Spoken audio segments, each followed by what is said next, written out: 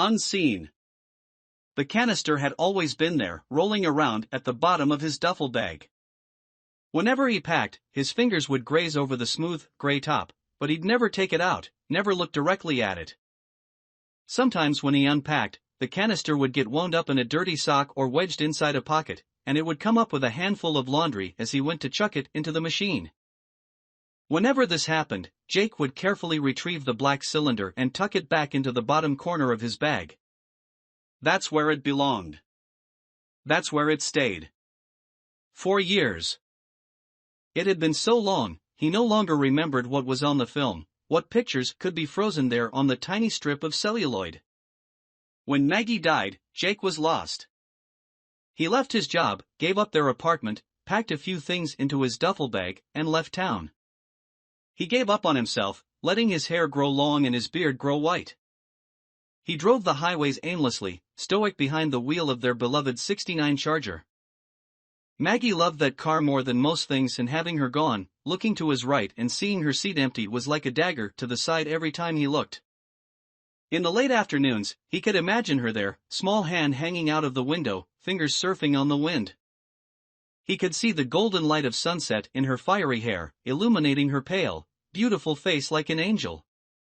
If he wanted it badly enough, Jake could reach across the seats and take her hand, close his fingers around the apparition, feel her close. But when reality returned, it hit hard. His tears never seemed to stop, falling hard like a downpour on the windshield. The back of his hand wasn't as efficient as the wipers to blast the drops of salty pain away, but it was all he had. When it was bad, he pulled over, caution lights blinking on the side of the road until the worst was over. Jake stuck to the smaller towns, enjoying the feel of an old-timey main street. He liked to see the houses built close together, their covered porches inviting neighbors and strangers alike to sit and talk. He loved the old mom and pop stores, their windows filled with enticing seasonal displays. He told the time by these windows, counting months with glittered paper shamrocks or tiny American flags. Mostly he floated. There was nowhere to be, no destination waiting for him at the end of the road. He slept in the car, stretching his long legs across the backseat and using her old gray hoodie as a pillow. Her smell had long ago faded, but if he tried hard enough, Jake could remember the faint hint of coconut that always seemed to spring from her skin. She liked to tease him, saying that being from Florida meant that everything about her was tropical, even her scent. He didn't care why she smelled like she did, what shampoo or lotion combination made her so delicious, he just knew that she was. Maggie had been the light of and in his life, and now he wandered in the shadows without her. At night, with passing headlights rolling across the roof, Jake would conjure up a dream of her. It was routine now. He started with her hair, that flaming red mess of curls that tangled between his fingers, catching even when he tried to be smooth with his touches. Her eyes came next, faded denim blue beneath pale lashes that were almost blonde in the sunlight. They were his favorite, clear and true and filled with nothing but love when they lingered on his face. He'd fall asleep like that, imagining her features, recreating her in his mind. Some nights she would sneak into his dreams and he'd curl in on himself, loving the fantasy. Other times there was nothing behind his eyes, no comforting smile, no warm laugh, no touch from her delicate hand.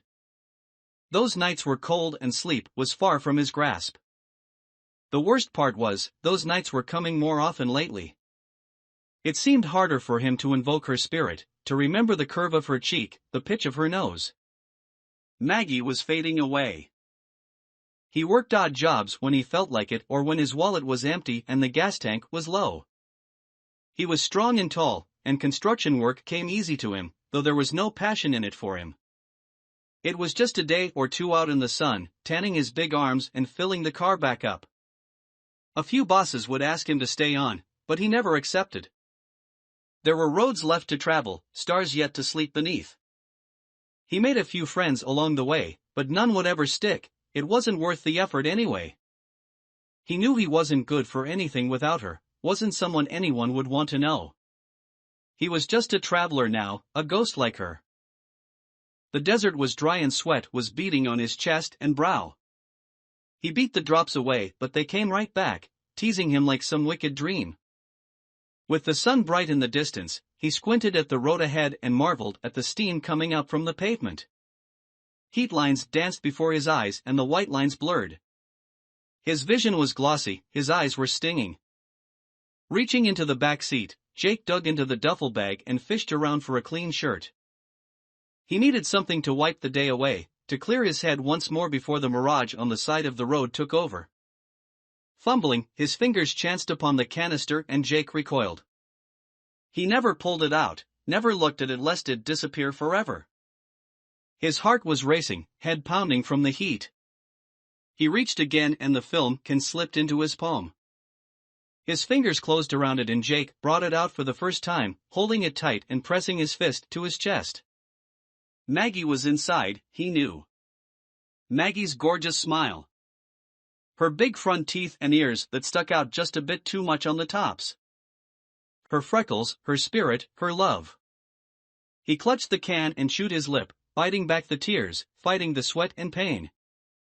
2 towns later he found a place to develop the film and he sat outside on a weather-worn bench, counting down the hour in his mind.